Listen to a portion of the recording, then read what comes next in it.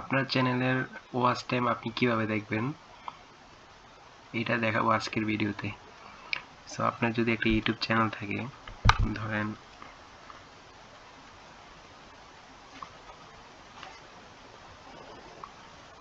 এটা হচ্ছে আমার ইউটিউব চ্যানেল।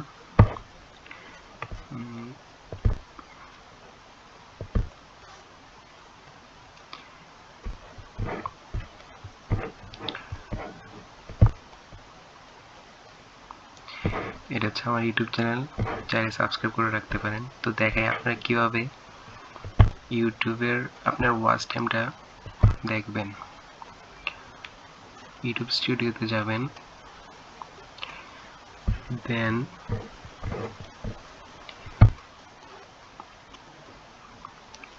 অ্যানালাইটিক্সে ক্লিক করবেন, দেন হচ্ছে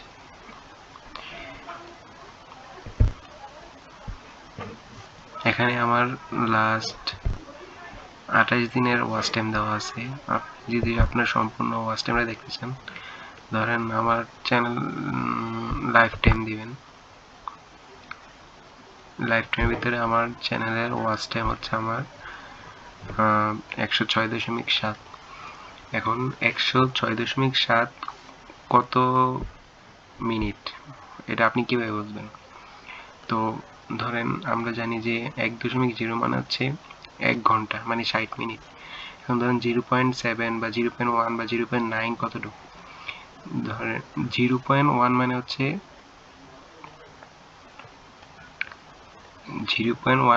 6 মিনিট। আর হচ্ছে 0.756 যাই থাকুক না কেন, এটাকে 6 দিয়ে গুণ দিতে হয়, তাহলে আপনি আপনার রিয়েল টাইম ওয়াচ টাইমটা পাবেন। এখন আপনার কোন ভিডিওতে কতটুকু ওয়াচ টাইম হয়েছে সেটা আপনি কিভাবে দেখবেন? ধরেন যে আপনি ভিকি কৌশলের ছাপা মুভি নিয়ে কোনো একটা ভিডিও বানাইছেন, অথবা শাহিদ কাপুরের দেবা মুভি নিয়ে কোনো একটা ভিডিও বানাইছেন, অথবা ধরেন যে আল্লু অর্জুনের পুষ্পা মুভি নিয়ে কোনো ভিডিও বানাইছেন। এখন এই ভিডিওগুলোতে প্রতিটা ভিডিওতে ওয়াচ টাইম কেমন আছে সেটা দেখবেন কিভাবে। তারপর নিচে যাবেন, নিচে গেলে এখানে দেখতে পারবেন।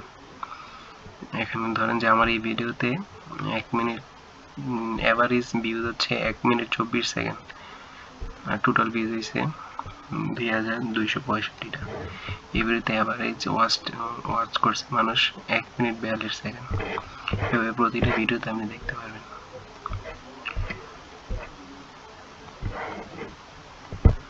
কারণ 0.6 যদি হয় তাহলে 636, মানে আপনার 36 মিনিট হচ্ছে ওয়াচ টাইম। এ হচ্ছে হিসাব। সো দেখা হবে নেক্সট কোনো ভিডিওতে। Thank you.